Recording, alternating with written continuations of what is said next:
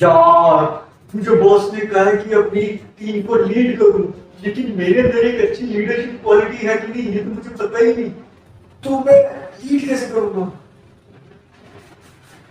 क्या कोई तरीका है इसे पता करने का? हाँ जी, सो गाइस, के हाल चाल। आज का हमारा टॉपिक है कैन लीडरशिप इंप्रूव अस, मतलब कि लीडरशिप की क्वालिटी क्या आपको इंप्रूव कर सकती है। अब देखो, लीडर का मतलब होता है जो टीम का हेड होता है। सो बेसिकली एक लीडरशिप क्वालिटीज में बहुत सारी कैटेगरीज आती है, बहुत सारी चीजें आती है कि उसमें ये खूबी होनी चाहिए, ये खूबी होनी चाहिए। बट एक जो लीडर होता है उसमें बहुत ज्यादा जिम्मेवारी का काम होता है। अब फॉर एग्जांपल सपोज हम ले ले जानवरों का एग्जांपल, जिसमें शेर को जंगल का राजा कहा जाता है। ठीक है, वो जंगल का राजा वो एक किस्म से लीडर होगा ना जंगल का, तो उस पर कितनी सारी जिम्मेवारियां हैं। अब लोगों को तो ये खुशी मिलती है कि शेर हूं मैं, शेर, लेकिन शेर बनने के लिए हकीकत में कितनी सारी जिम्मेवारी लेनी पड़ती है। अब देखो, कितने सारे छोटे छोटे जानवर होते हैं जिनको उसको देखना पड़ता है। शेर हर किसी जानवर को नहीं खा सकता, क्योंकि अगर वो ऐसा करेगा तो फिर वो राजा की बात का। ठीक है, अब अगर हम ऐसा समझें कि लीडरशिप क्वालिटी में हम अपना ठोस जमाएंगे, अपनी क्या बोलते हैं शो ऑफ करेंगे कि मैं तो लीडर हूं, मेरे अंदर ये है वो है, तो वो क्वालिटी बैलेंस नहीं करती। क्योंकि शो ऑफ जो है ना, थोड़े टाइम तक तो कर सकते हैं, थोड़े टाइम तक हम दिखावा कर सकते हैं कि मेरे पास ये है, मेरे पास वो है, but longer period of time में अगर आपको अपनी लीडरशिप क्वालिटी को मेंटेन करना है तो इतना आसान काम नहीं है। लेकिन आसान जरूर है। वो कैसे? देखो यार, मैं सारे पॉडकास्ट में एक ही बात कहता हूं, मोटिवेशन के साथ मेडिटेशन करो, क्योंकि शांत दिमाग से जब आप डिसीजन लोगे ना किसी भी चीज का, तो वो अच्छा ही बनेगा। क्योंकि क्या होता है, देखो सारा खेल हमारे दिमाग की फ्लक्चुएशंस का, थॉट्स का है। थॉट्स हमारे फास्ट ही आते हैं, क्योंकि ह्यूमन ब्रेन ऐसे इस ढंग से बना हुआ है कि हमारे थॉट्स बहुत जल्दी आते हैं, कभी फास्ट आते हैं, कभी स्लो आते हैं, पर उसको बैलेंस करने के लिए मेडिटेशन करते हैं। लेकिन लीडरशिप क्वालिटी में क्या होता है, देखो अगर आपके पास सपोज आपके एक बिजनेस है, आपका खुद का स्टार्टअप, ठीक है, एंड आपको वहां पे अपनी लीडरशिप क्वालिटी को शो करना है, मतलब दिखावा नहीं करना है, नेचुरल लीडरशिप क्वालिटी को डेवलप करना है। कि आपको टीम का टारगेट दिया है, सपोज आपका बॉस है या फिर जो आपका हेड है, उसने आपको टारगेट दिया है कि आपको ये वर्क करना है complete within a week, एक हफ्ते के अंदर आपको एक काम पूरा करना है, और आपके पास 10 लोगों की टीम है। ठीक है, अब 10 लोगों की टीम को सबको काम समझाना, सबको काम बताना कि ऐसे है वैसे है, एंड वो आपकी बात सुनेंगे कि नहीं वो भी मैटर करता है। ठीक है, आपके थॉट प्रोसेस से वो मैच होंगे कि नहीं वो भी मैटर करता है। और टाइम आपके पास सिर्फ एक हफ्ता है। अब जरा खुद सोच के देखो गाइस, अगर आपके पास ऐसा टारगेट दे दिया जाए तो कितना टफ है कि इतने कम टाइम में आप अपनी टीम को कैसे संभालोगे, कैसे समझाओगे कि वो जो आपका जो काम है वो कम से कम टाइम में कर दे, ताकि आपका प्रमोशन हो सके, प्लस उस टीम को भी ग्रोथ मिले। लेकिन ये इतना आसान तो नहीं होता, लेकिन ट्रिक्स जरूर है। देखो क्या होता है ना, ब्रेनस्टॉर्मिंग करनी पड़ती है। अब लाइफ में भी समझ लो लीडरशिप क्वालिटी, बिजनेस में भी समझ लो लीडरशिप क्वालिटी, अलग अलग है। अब देखो लाइफ में तो ऐसा है कि जिंदगी में तो अगर आपको लीडरशिप क्वालिटी डेवलप करनी है तो आप एज अपने खुद के लीडर बन सकते हो।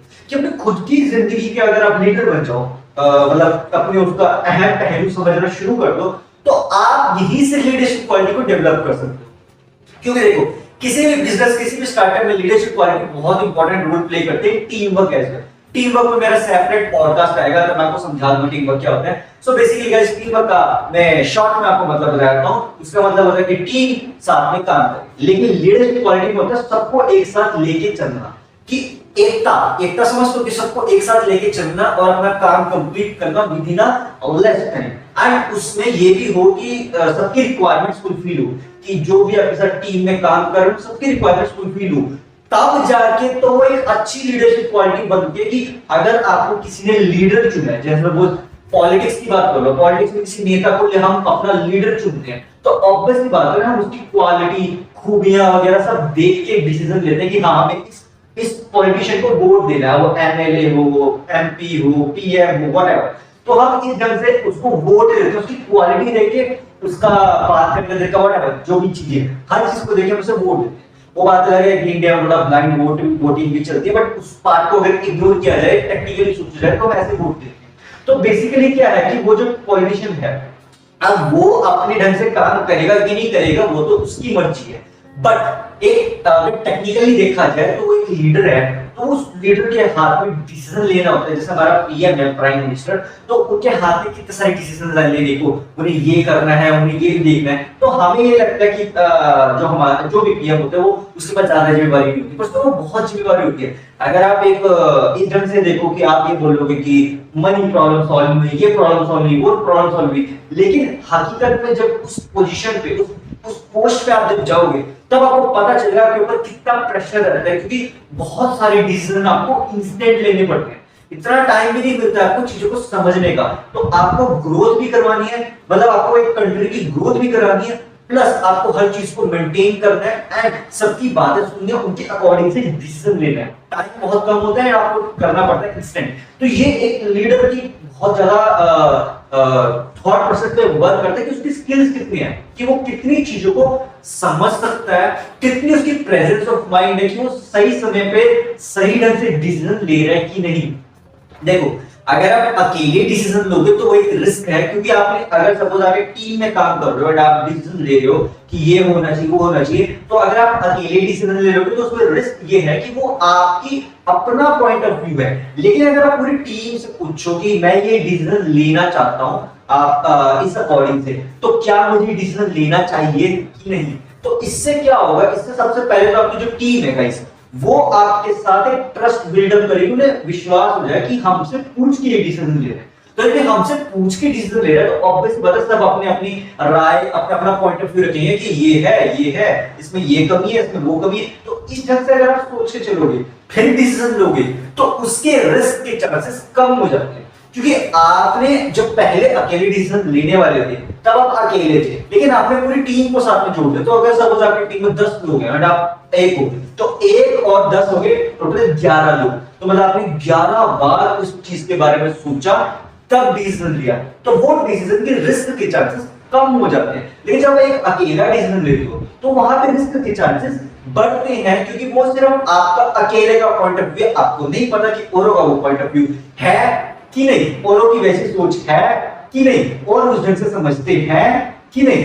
क्योंकि देखो किसी भी अगर आपको स्टार्टअप में कोई प्रोडक्ट लॉन्च करना है, प्रोडक्ट मैनेज करना है, प्रोडक्ट डेवलप करना है, तो आपको टीम को लीड करना आना बहुत जरूरी है। अगर आप एक ऐसा मैनेजर हो या मैनेजमेंट में काम करो तो ऑब्वियसली बात है आपके अंदर एक स्पेशल काइंड ऑफ क्वालिटी होनी चाहिए जो लीडरशिप की क्वालिटी को अलग से रिफ्लेक्ट करे। मतलब किसी को बताना ना पड़े कि आप लीडर हो, ऑटोमेटिकली लोगों को पता चल जाए या आपकी टीम को पता चल जाए नहीं इसमें वो लीडरशिप क्वालिटी है, इसमें वो दम है कि ये अकेला पूरी टीम को संभाल सकता है। It's like a one man army. लेकिन फिर भी वही बात आती है, देखो यार जिम्मेवारी तो जिम्मेवारी है ना। अब किसी भी चीज की जिम्मेवारी लो, अगर आप लाइफ के लीडर बनना चाहते हो तो मेडिटेशन से आप अपनी लाइफ की डिसीजन लेना सीख सकते हो। वो तो एक ऐसा प्रोसेस है, स्लो प्रोसेस है कि लाइफ में तो आप ऐसा है कि आप डिसीजन लेते रहो, अच्छे हैं बुरे हैं, that depends with the time.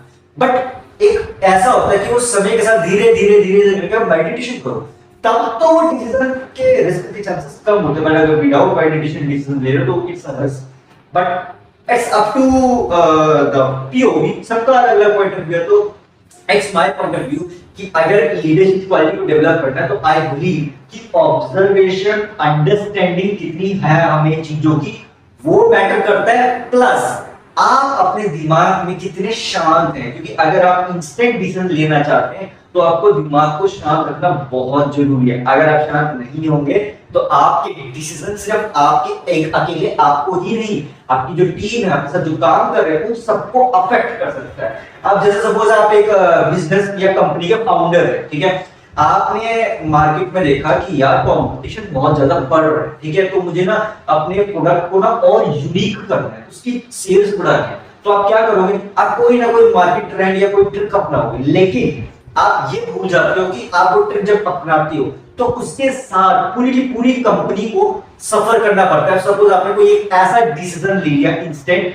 जो आपको लगा कि प्रॉफिट देगा, लेकिन बाद में वो उतना प्रॉफिटेबल बना नहीं, तो हुआ क्या, प्रॉफिट की जगह पे आपको लॉस हो गया। अब जो लॉस हुआ तो लॉस सिर्फ आपका अकेले का लॉस नहीं हुआ, आपके साथ जितने सारे लोग काम कर रहे हैं, जितनी टीम में काम कर रहे हैं, सबका लॉस हुआ। क्यों? क्योंकि उन सबकी जो सैलरी थी वो आप ही के डिसीजन के ऊपर डिपेंड करती। अब जब लॉस होगा तो उनको सैलरी नहीं मिलेगी, जब टीम को सैलरी नहीं मिलेगी, उनके जो साथ में काम करो सैलरी नहीं मिली तो वो क्या करेंगे, अनशन पे बैठ जाएंगे, वो बोलेंगे सर सैलरी क्यों नहीं मिल रही है, हमें अपने टाइम पे हमें ये करना है, हमें वो करना है। सबकी लाइफ का अलग अलग अलग अलग रोल प्ले है। तो यहाँ पे आपका ये डिसीजन आपको समझ आ जाता है कि नहीं, यहाँ मैंने डिसीजन गलत लिया। लेकिन अगर आपने ये डिसीजन लिया होता, कि सोचा होता एंड साथ में अपने साथ टीम को बिठाया होता एंड तब उनसे पूछ के डिसीजन लेते, एक एज अ कंपनी में, एक एज अ बिजनेस में जो बड़ा लेवल पे सेट है, तब तो ये डिसीजन के रिस्क के चांसेस कम है, क्योंकि तब तो सबने मिलजुल के डिसीजन लिया था कि हाँ ये सही है कि नहीं। तब तो इसमें ये कह सकते हैं ना कि जो टीम है उनके पास ये है कहने को, हम ये कह सकते हैं हमने सबकी सलाह मंजूरी ली, सबसे पूछा है, पूछताछ करी है कि ये डिसीजन लेना चाहिए कि नहीं, तब लिए, तब तो डिसीजन जेन्युइन बनेगा, तब तो कोई इशू नहीं है। लेकिन अगर आप अकेले डिसीजन ले रहे हो तो वो ऑब्वियसली बात है, वो तो बहुत रिस्क वाली बात है, क्योंकि आपके साथ इतने सारे लोग काम कर रहे हैं, पूरी टीम काम कर रही है। आप अकेले डिसीजन लोगे तो वो एक लीडरशिप क्वालिटी तो है, लेकिन वो एक उसे कहते हैं क्या बोलेंगे, शौक नहीं कहेंगे उसे, एक्ट कहेंगे, मतलब अहंकार कहेंगे, मैं जो डिसीजन लूंगा वो तो सही होगा हमेशा। नहीं, ऐसा जरूरी नहीं है कि आप जो डिसीजन लो वो हमेशा सही हो, लेकिन अगर आप लोगों की बातों को ऑब्जर्वेशन अंडरस्टैंडिंग से डिसीजन लेना सीख गए, तब तो लीडरशिप क्वालिटी में आप डिसीजन अकेले भी लेंगे तो भी कोई प्रॉब्लम नहीं है, क्योंकि आपको पता है कि आपकी टीम के पॉइंट ऑफ व्यू किस ढंग से है, कि वो उस चीज को किस ढंग से देखते हैं। जैसे सपोज अगर आपको किसी टीम को लीड करना है तो सबसे पहले आपको पता होना चाहिए कि आपकी टीम के जितने भी मेंबर्स हैं उनमें क्या क्या खूबी है, क्या क्या ऐसी खूबी है जो आपके वर्क को कम से कम समय में पूरा कर सकते हैं। जैसे सपोज 10 बंदों में से कोई एक ऐसा बंदा होगा जो बहुत जल्दी टाइपिंग करता होगा, कोई एक ऐसा बंदा होगा कि जो बहुत अच्छी मार्केटिंग करता होगा, कोई एक ऐसा बंदा होगा जो बहुत अच्छा बोलता होगा, कोई एक ऐसा भी बंदा होगा कि जो क्या बोलते हैं ब्रेनस्टॉर्मिंग में माहिर होगा, या कोई एक ऐसा इंसान होगा उनमें से जो क्रिएटिविटी में होगा। तो आप इस हिसाब से कैटेगरी को डिवाइड करो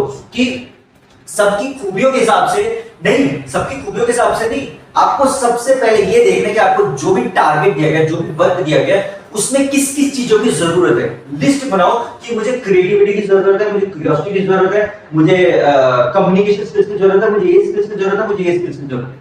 अब जो आपकी टीम में मेंबर्स है उनसे ये स्किल्स के बारे में बात करो। अब ऑब्वियस बात है उन्हें नहीं पता होगा स्किल्स कैसे हैं, तो आपको उनका टेस्ट लेके देखना है, एक ऐसा टेस्ट जिसमें ये स्किल्स के उनके पता चलता रहे। जब उनका टेस्ट लोगे तो आपको पता चल जाएगा कि हाँ इसमें ये खूबी है, इसमें वो खूबी है। फिर आप उसके हिसाब से लिस्ट बनाओ कि हाँ ये बंदा यहाँ से है, ये बंदा ऐसी है, इस कैटेगरी में। आपने ये कर दिया, ये आपका टाइम सेव कर देगा। इससे विदिन 4 से 5 घंटे के अंदर आपको चीजों को समझ आ जाएगा, ऑब्जर्वेशन आ जाएगी कि कौन किसके लिए सही है। लेकिन ये इंस्टेंट नहीं होना चाहिए, तो आपका जो टेस्ट है वो कुछ ऐसा टेस्ट होना चाहिए जो उनकी स्किल्स को पूरी तरह से 100% टेस्ट कर सके। अब आप बोलोगे इन्फिनिटी इतनी जल्दी कैसे करे टेस्ट, तो यही तो सबसे बड़ा चैलेंज है, क्योंकि आप एज अ लीडर की तरह काम कर रहे हो, तो आपको आना चाहिए ये तरीका कि मैं कैसे सामने वाले बंदे को, अपनी टीम को टेस्ट करूं कि वो स्किल्स उसके अंदर से निकल के बाहर है, उसकी खूबियां मैं समझ सकूं एंड प्लस उसको सही जगह पे जिसकी कैटेगरी में वो है उसमें डाल सकूं, ताकि वो बेनिफिट ही हो और वो जो काम है वो कम समय में कर सके।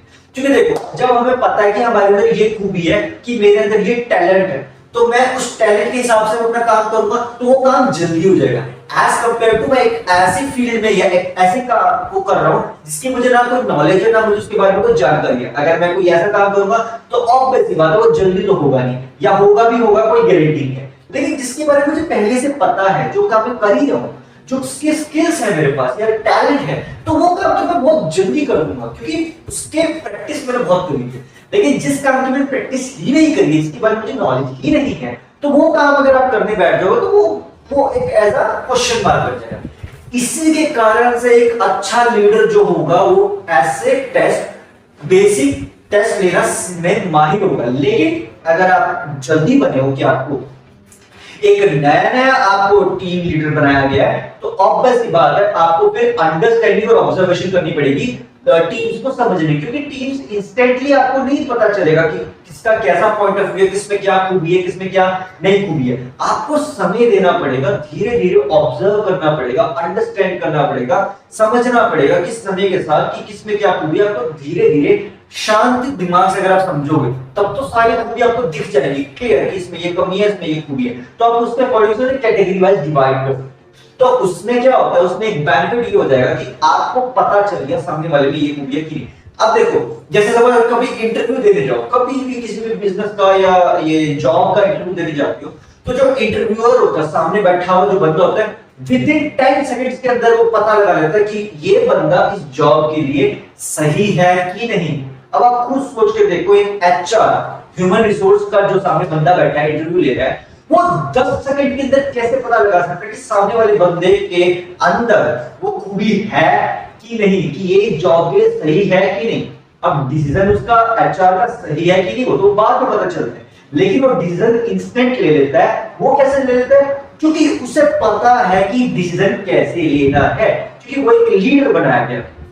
बेसिकली कंपनी ने एचआर को, ह्यूमन रिसोर्स को लीडर बना दिया गया कि आपको हमारे लिए बंदों को इकट्ठा करना है, बेसिकली जॉब्स पे रखना है, तो आपके पास इतना टाइम दिया गया, आपको एक हफ्ता एक महीना दिया गया, आपके पास कैंडिडेट्स आएंगे, लोग आएंगे, जितने भी आएंगे 400 500, आपको उतने सारे लोगों में से डिसीजन लेना है कि ये इस बंदा या बंदी जॉब के लिए सही है कि नहीं। तो ये इंस्टेंट तो हो नहीं सकता, लेकिन फिर भी आगे 10 से 12 सेकंड के अंदर कैसे कर लेते हो, तो इट्स अ टैलेंट।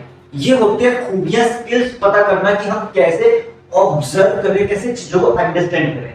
अगर आप फ्रस्ट्रेटेड दिमाग से करोगे तब तो कुछ नहीं होने वाला, तब it will be like your decision confusion रहेगा। लेकिन अगर आप इंस्टेंट डिसीजन लेना चाहते हो तो आपको ऑब्जर्वेशन एंड अंडरस्टैंडिंग में माहिर होने चाहिए, आपको चीजों का सही ढंग से यूज करना आना चाहिए, एंड जो आपकी नेगेटिविटी है उसको अपने से दूर रखने की कोशिश करो, क्योंकि जितने ज्यादा पॉजिटिव रहोगे उतने ही ज्यादा आप चीजों को अच्छी तरह से ऑब्जर्व और अंडरस्टैंड कर पाओगे। एक एज अ लीडर के लिए तो बहुत जिम्मेवारी का काम होता है कि उसे डिसीजन भी लेना है, टीम का साथ भी चाहिए, एंड टीम में कोई ऐसा ना हो कि जिसको लगे कि मेरा डिसीजन सही है कि नहीं, कंफ्यूजन ना हो, क्लैरिफिकेशन हो। जितनी ज्यादा क्लैरिटी आपकी टीम को आपके प्रति होगी उतने ही ज्यादा चांसेस आपके बढ़ जाएंगे कि आपकी टीम आपके साथ शायद ओवर टाइम करने को तैयार हो जाए। कि सपोज आपको कोई काम दिया गया है, आपको कम से कम समय में करना है, तो ऐसा भी हो सकता है कि अगर आपकी टीम आपको जानती है, समझ चुकी है ये लीडर किस टाइप का है, तब तो वो ओवर टाइम भी आपके साथ करने को तैयार हो जाएगी। लेकिन ये कैसे होता है, इसके लिए आपको ट्रस्ट बनाना पड़ता है, यकीन दिलाना पड़ता है उन्हें कि आपके अंदर वो लीडरशिप क्वालिटी है। आप उनके रक्षा, एक इन द सेंस आप उनकी अगर कभी नेगेटिविटी भी है तो उसको भी संभाल लोगे, क्योंकि आपको संभालना आना चाहिए एज अ लीडर। तो एक लीडरशिप क्वालिटी एक सिर्फ बिजनेस में ही लाइफ को भी ट्रांसफॉर्म कर सकती है। अगर आप ये चीज सीख जाओ लीडरशिप क्वालिटी को सही ढंग से कि मुझे जिंदगी में भी लीडिंग कैसे करनी है, तो इससे आपको एक तो लाइफ का जीने का एक नया तरीका मिल जाएगा, क्योंकि आपको जिम्मेवारी समझ आ जाएगी। जब आपको जिम्मेवारियां चीजों की समझ आनी शुरू हो जाएगी, टीम में भी लाइफ में भी, तो लाइफ को जीना आसान हो जाता है, क्लैरिफिकेशन मिल जाती है। सबसे बड़ी चीज कि आपको टेंशन या किसी चीज का स्ट्रेस नहीं होता कि यार मैं ये कर पाऊंगा कि नहीं। जब आपको पता है कि आप ये कर सकते हो तो आप करो, उस चीज को ट्राई करो, क्योंकि जब तक आप किसी चीज को ट्राई नहीं करोगे तब तक आपको पता ही नहीं चलेगा कि वो चीज सही होगी कि गलत। अब जैसे सपोज फॉर एग्जांपल जो भी साइंटिस्ट लोग थे, निकोलस टेस्ला, एल्बर्ट आइंस्टाइन, अगर इन्होंने अपने समय में चीजों को सोचा ही ना होता, चीजों को ट्राई ही ना किया होता, तो शायद इतने बड़े साइंटिस्ट ना बनते। अब एल्बर्ट आइंस्टाइन जो सबसे फेमस थ्योरी है, थ्योरी ऑफ रिलेटिविटी, अब थ्योरी ऑफ रिलेटिविटी के लिए एल्बर्ट आइंस्टाइन ने पूरे 1 महीना बिना खाना खाए, बिना सोए, अपने आप को कमरे में बंद करके सारा दिन बस सोचता रहा कैसे करूं कैसे करूं कैसे करूं कैसे करूं, एंड इंस्टेंटली फिर थोड़े टाइम के बाद वो जब वर्क सक्सेसफुल हुआ तो वो कितना खुश था। वो बात अलग है कि उसकी सेहत कमजोर हो गई थी, सेहत का ध्यान रखना बहुत जरूरी है। बट मैं एक एग्जांपल दे रहा हूं गाइस कि अगर आपको अपने अंदर के टैलेंट को बाहर निकालना है तो आपको अपने आप को भट्टी में झोंकना पड़ेगा। अब जैसे सपोज किसी भी अगर आपको हीरे को तराशोगे, आप देखो डायमंड जो होता है अगर आप उसको हकीकत में देख लोगे ना तो आपको लगेगा बहुत सुंदर है, लेकिन नहीं होता वो सुंदर, क्योंकि जो डायमंड होता है ना वो एक कोयले के बीच में जब पड़ा होता है तो उसकी कोई वैल्यू नहीं है। लेकिन जब तक जौहरी यानी कि जो ज्वेलर है उसको पॉलिश नहीं करता, उसको रगड़ता नहीं अच्छी तरह से, शेप नहीं देते स्पेसिफिक, तब तक वो सुंदर नहीं लगता। अदरवाइज डायमंड की शेप क्या है, सर्कल शेप में लगेगा, एंड आपको लगेगा ये डायमंड है। लेकिन जब आप डायमंड मार्केट में देखोगे तो लगेगा वाह 24 कैरेट डायमंड है। तो उसको शेप बनाई जाती है, उसकी ऐसी शेप डिजाइन करी जाती है, उसको तराशा जाता है ताकि उसकी शेप ऐसी बने और वो पॉलिश हो। आप देखो जैसे कि एक स्टैचू है, तो एक स्टैचू को जब तक स्कल्पचर जो मूर्तिकार होता है उसको आकार नहीं देगा, उसको शेप नहीं देगा, तब तक क्या वो मूर्ति सुंदर लगेगी? नहीं। अब जैसे सपोज फॉर एग्जांपल हमारे पुराने जमाने की बात करी जाए, पुराने जमाने के जितने भी मंदिर हैं उनमें जितने भी मूर्तिकारों ने मूर्तियां तराशी हैं वो ऐसे तराशी हैं कि आप देखते रह जाओ। भले ही उसमें क्या बोलते हैं इसको, सेक्सुअलिटी को भी पूरा फुली दिखाया है, लेकिन वो इस ढंग से दिखाया है कि बंदा देखता रह जाएगा क्या तराशा है, क्या मतलब मूर्तिकार ने क्या बनाया है। तो जरा यहां से समझो कि ये इमेजिनेशन कैसे होती है, उन्होंने कैसे अकेले ये काम किया। तो वो होती है लीडरशिप क्वालिटी, अपनी लाइफ में उन्होंने डेवलप करी, समय को इस ढंग से डिसिप्लिन में डाला, इस ढंग से समय को लगाया कि वो अपने काम को कर सके, लेकिन इस ढंग से कर दिया उस काम को कि सामने वाला देखता है और हम बोलते हैं वाह क्या बनाया है, वाह क्या बात है। तो ये कब निकलता है हमारे मुंह से, जब हम अपने काम में परफेक्शन पे होते हैं। अब परफेक्शन कैसे आएगी? देखो शांत दिमाग से अगर आप काम करोगे तो परफेक्शन अपने आप आ जाएगी, क्योंकि आप जब शांत होते हो तो आपका फोकस, आपके दिमाग का कंसंट्रेशन एक ही चीज पे होता है, एक्स्ट्रा चीजों पे कंसंट्रेशन नहीं जाता। क्योंकि यूजुअली क्या होता है, जो भी इंसान मेडिटेशन नहीं करता तो उसका कंसंट्रेशन अच्छा नहीं होगा, वो ज्यादा चीजें एक समय पे सोचता होगा। लेकिन जो मेडिटेशन करता होगा, आपने ऑब्जर्व करना कि उसका कंसंट्रेशन अगर किसी एक टॉपिक पे, किसी भी एक चीज पे है, तो फुली की फुली उसी पे चीज पे कंसंट्रेटेड होगा, उसी चीज के बारे में बात करेगा और किसी चीज के बारे में बात करेगा ही नहीं। ये होती है मेडिटेशन की असली ताकत। अगर आपको लगता है कि मेडिटेशन से क्या होता है, मेडिटेशन तो आपको पूरा का पूरा ट्रांसफॉर्म कर सकती है। सिर्फ लाइफ, बिजनेस, सारी चीजों में मेडिटेशन रोल प्ले करती है। अरे खुद के जो इस ब्रह्मांड के बनाए हुए त्रिमूर्ति हैं, जो जिनको हम कहते हैं ये ब्रह्मा विष्णु महेश, अरे जब वो तक मेडिटेशन करते हैं आज के समय तक, तो हम तो इंसान हैं। जरा खुद सोच के देखो ना, उनके पास तो सारी ताकत है, वो तब भी मेडिटेशन करते हैं, क्योंकि वो एक ऐसा लीडर क्वालिटी में अगर आप देखो तो बेसिकली वो लीडर हो गए ना, हमारे ब्रह्मांड के, हमारे इस दुनिया के लीडर है वो। कि वो अगर एक सेकंड में चुटकी बजा दे तो दुनिया खत्म हो जाएगी। अगर वो एक सेकंड में जो विष्णु जी है वो चक्र छोड़ दे तो क्या होगा, सर्वनाश हो जाएगा। इसी तरह से अगर ब्रह्मा जी जो ये लिखते हैं किसी की किस्मत कुछ गलत लिख देंगे तो क्या होगा, किसी इंसान की किस्मत गलत लिखी जाएगी। आज जो उन्हें सत्य वचन वाली बात बोली जाती है, जो बोलते सत्य हो जाता है वो बात गलत साबित हो जाएगी। तो ऑब्वियस बात है उन पर जिम्मेवारी होगी कि नहीं, मेरे पे जिम्मेवारी है कि अगर मेरे से कोई गलती हुई तो किसी के एक मनुष्य की उसको क्या बोलते लाइफ को स्पॉइल कर सकती है। एंड इस तरह से महादेव के ऊपर जिम्मेवारी है कि अगर उन्होंने कोई भी इंसिडेंट ऐसी हरकत कर दिया, ऐसा कुछ कर दिया जो किसी के लिए नेगेटिव हुआ तो वो बड़ी प्रॉब्लम बन जाएगी। सेम विष्णु जी के साथ है कि उनको इस सृष्टि का बैलेंस बनाना है, तो उन पे भी आगे ना जिम्मेवारी। अब हम लोग तो क्या है, हम लोग तो इंसान, हम अच्छे भी कर्म करते हैं, बुरे भी कर्म करते हैं। उसी के हिसाब से शनिदेव जो है वो हमें कर्मफल देते हैं। वो ये नहीं देखते हैं कि किसी के सामने क्या बोलते हैं कैसी सिचुएशन है, वो अपने डिसीजन पे कायम रहते हैं। क्यों? क्योंकि वो उनकी लीडरशिप क्वालिटी है, वो उनके पास जिम्मेवारी है कि उन्हें जिम्मेवारी दी गई है एक काम करने की। अगर वो अपना काम सही ढंग से नहीं करेंगे तो ऑब्वियस बात है ना, फिर सजा मिल जाएगी। तो ऑब्वियस बात है ना, किसी को सजा क्यों लेनी? अपने कर्मों को हमें इस ढंग से चलाना है कि वो सही दिशा में चलते रहे, दिशाहीन ना हो जाए। यही कारण है कि सब लोग चाहे वो देव हो, चाहे देवों के देव महादेव हो, हर कोई मेडिटेशन करता है ताकि वो अपने दिमाग को शांत रख सके। अब हम महादेव को भोलेनाथ क्यों कहते हैं? क्योंकि वो उनका नेचर है, उन्होंने ऐसा नेचर अपना डेवलप करा है। अदरवाइज तो उनके तो सारे रूप है, आप उनका रुद्र अवतार में देख सकते हो, आप उनका भोलेनाथ अवतार में देख सकते हो, उनको शांत अवतार में देख सकते हो, आप उनको हर एक अवतार में इमेजिन करोगे वैसे बन जाएंगे। क्यों? क्योंकि वो इसी ढंग से चीज को बनाया गया है, वो इसी ढंग से शायद आए हैं इस दुनिया में या इस ब्रह्मांड में कि हम उन्हें जितना भी ऑब्जर्व करें उतना ही कम है। हम उन्हें जैसा समझेंगे, जैसा सोचेंगे, वो वैसा ही बन जाएंगे। So it's like a shape, एक शेप दे दी हमने कि वो जैसा आप सोचोगे वैसा बन जाएगा। अब जैसे पानी है, अगर आप पानी को गिलास में डालोगे तो पानी क्या करेगा, पानी गिलास की शेप ले लेगा। अगर आप पानी को किसी कंटेनर में डालोगे तो वो कंटेनर की शेप ले लेगा। अगर आप उसको नदी में बहा दोगे तो नदी की शेप ले लेगा। तो पानी एक ऐसा चीज है जो किसी की भी शेप ले सकता है। और सबसे बड़ी चीज, शेप जरूर किसी की भी ले सकता है, पर वो अपनी अपनी मूवमेंट को नहीं रोकता है, कि बेसिकली उसे मूव करते रहना है, करते रहना है, करते रहना है, वो करता है। सो ये कैसे होता है कि उस जो भी पानी है, जो भी एक फॉर्म है, उसको पता है कि उसे मूव ही करना है ताकि वो टेंशन फ्री होकर मूव कर सके। सो बेसिकली आपको पानी बन जाना चाहिए कि टेंशन फ्री होकर अपना काम करते चलो, करते चलो, करते चलो, सब समय पे छोड़ो। It's like that. अब आप बोलोगे यहाँ पे लीडरशिप क्वालिटी क्या है, तो यार ये जिम्मेवारी है ना।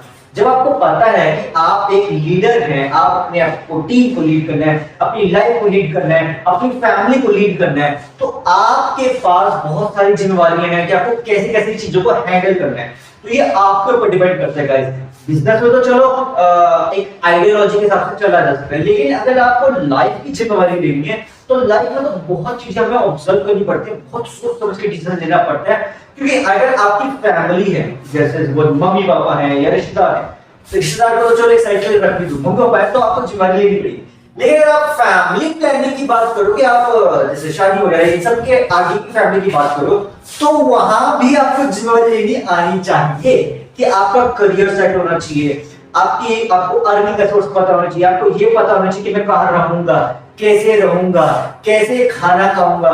तो अर्निंग का ये सब चीजें बेसिक चीजों को आपको अंडरस्टैंड करना आना चाहिए। तो ये लाइफ की लीडरशिप क्वालिटी की आपके ऊपर जिम्मेवारी है, अपने साथ अपनी फैमिली की भी, प्लस एक अगर आप एज अ मैरिड इंसान है, एक शादीशुदा इंसान है, तो आपके ऊपर जिम्मेवारी ज्यादा आती है कि आपको एक और इंसान को भी संभालना है। अब ये कैसे करते हैं, तो इसमें लीडरशिप क्वालिटी आती है कि आप कैसे पैसों को, अर्निंग को मैनेज करोगे, अपना फाइनेंस को कैसे मैनेज करोगे कि सबकी रिक्वायरमेंट्स भी फुलफिल हो जाए, प्लस आपकी भी रिक्वायरमेंट अगर फुलफिल नहीं भी होती है तो एटलीस्ट वो और सबकी रिक्वायरमेंट फुलफिल हो जाए एंड आपको एडजस्ट करना आ जाए। अगर आप एडजस्ट करना सीख गए थोड़ा सा ज्यादा नहीं थोड़ा सा, तो उससे क्या होता है, उससे आपकी लाइफ में भी लीडरशिप क्वालिटी डेवलप हो जाती है।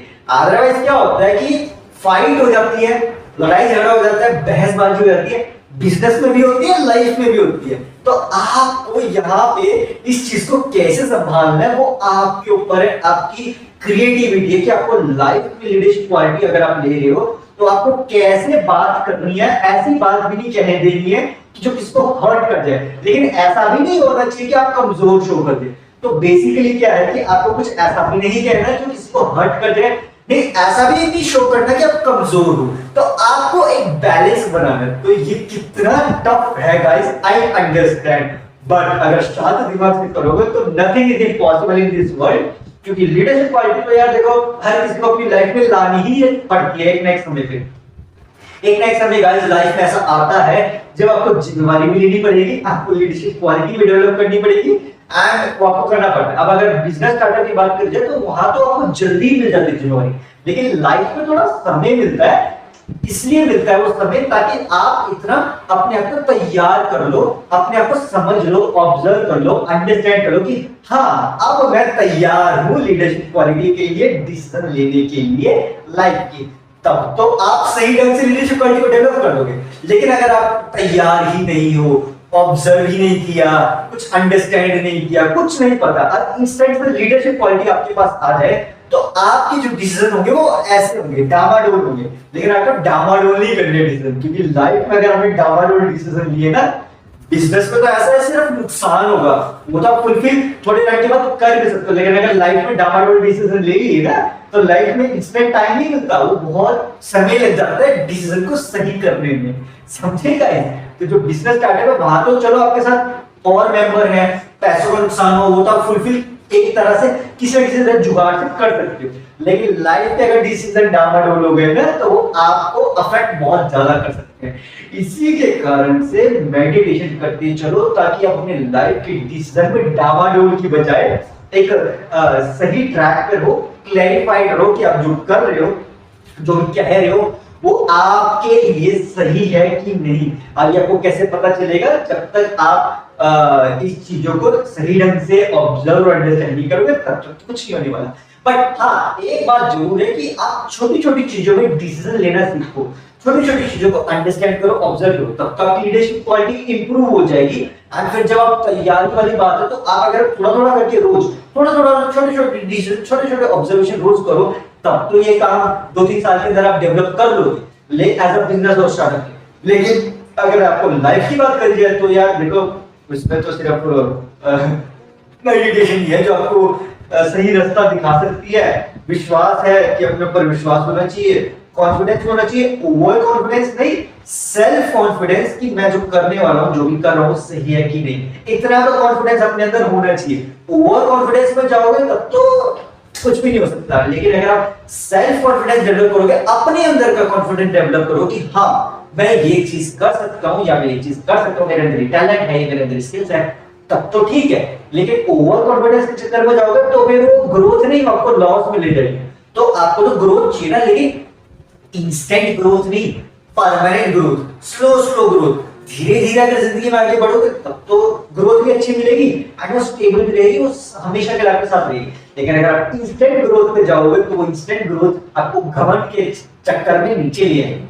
तो इसीलिए आपको लीडरशिप क्वालिटी के साथ आपको डेवलप करना आना चाहिए, अपने आप को, अंदर की खूबियों को पॉलिश करना चाहिए, स्किल्स को डेवलप करना चाहिए कि मैं जो कह रहा हूँ, जो भी कर रहा हूँ वो सही है कि नहीं, और मेरी टीम के ऊपर जिम्मेवारी है तो मुझे उस जिम्मेवारी को अकेले संभालना है, कैसे संभालना है ये आपको पता होना चाहिए गाइस। तो वो बेसिकली क्या है, उसके लिए आपको ऑब्जर्वेशन अंडरस्टैंडिंग करोगे, जो मैंने ट्रिक बताई है एग्जांपल की, ऐसे कैटेगरी वाइज डिवाइड कर दो तब तो काम बहुत आसान हो जाता है। लेकिन अगर आप ये सब नहीं करोगे एंड इंस्टेंटली पूछते रहोगे, बातें करते रहोगे तो बातों से कुछ नहीं होगा। बातों से सिर्फ आपको आपका जो समय है वो यूटिलाइज सही जगह पे नहीं होगा। लेकिन आपको सही जगह पे समय को यूटिलाइज करना आना चाहिए।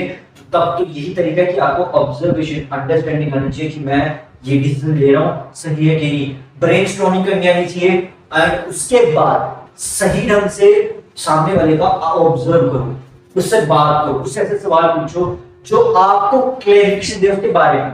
ऐसे सवाल करने आनी चाहिए आपको। ऐसा भी कोई सवाल ना पूछ लो कि जो सामने वाले को लगे कि ऐसा सवाल क्यों पूछ रहे हैं। तो ये चीजें आपको खुद से बात करो, खुद से शीशे के सामने जब बात करोगे आपका कॉन्फिडेंस डेवलप होगा। एक बार का कॉन्फिडेंस डेवलप हो गया तब आप टीम लीड करने में बहुत इजी हो जाओगे। अदरवाइज अगर आपके पास कॉन्फिडेंस नहीं है, आप तो बहुत ज्यादा शाय हैं, बहुत ज्यादा ऐसा लगता है कि मैं कुछ कर ही नहीं सकता, मेरे से कुछ नहीं होगा, मेरे से ये नहीं होगा, वो नहीं होगा, तब तो लीडरशिप क्वालिटी में डामाडोल आपके होने के चांसेस बढ़ जाते हैं। लेकिन अगर कॉन्फिडेंस है कि हाँ मैं कर सकता हूँ, ओवर कॉन्फिडेंस नहीं, सिर्फ इतना कॉन्फिडेंस कि मैं कर सकता हूँ, तब तो आपके लिए इजी हो जाएगा बैलेंस करना। टाइम लगेगा but it will be like a developing of the quality, क्योंकि क्वालिटी को, खूबियों को डेवलप करने में समय लगता है लेकिन वो डेवलप हो जाती है। टाइम के साथ हर चीज संभल जाती है, हर चीज इंप्रूव हो जाती है। लेकिन ये तभी होता है जब आप उस चीज पे कंसिस्टेंटली रोज थोड़ा थोड़ा करके काम कर रहे हो। अगर उस पे, उस वर्क पे थोड़ा थोड़ा या उस टैलेंट पे, स्किल्स पे थोड़ा थोड़ा करके काम करोगे तब तो स्किल्स इंप्रूव हो जाएंगे। लेकिन अगर आप कम टाइम में सोचोगे, कम टाइम में तो देखो यार चांसेस लेस है, बट ट्राई करना चाहो कर सकते हो, but it is a risk. तो अगर आपको रिस्क से बचना है तो लॉन्ग टर्म पे चीजों को लेके चलो, धीरे धीरे थोड़ा थोड़ा करके रोज थोड़ा थोड़ा स्किल्स को डेवलप करते चलो, रोज थोड़ा थोड़ा कुछ ना कुछ नया ट्राई करो, सॉल्यूशंस ट्राई करो, थिंक करो, ऐसी चीजें करो, ऐसे गेम्स करो, ऐसे वीडियोस देखो जो आपको पॉजिटिविटी की तरफ लेके जाए। जितना ज्यादा पॉजिटिव रहोगे, जितना ज्यादा मोटिवेटेड रहोगे, जितना ज्यादा शांत दिमाग रहोगे, उतना ही ज्यादा आपके लीडरशिप क्वालिटी के ग्रो होने के चांसेस बढ़ जाएंगे। As simple as that. Dear guys, so that's it for today for this podcast. मिलते हैं नेक्स्ट पॉडकास्ट में, तब तक के लिए stay fit and stay healthy. Bye bye.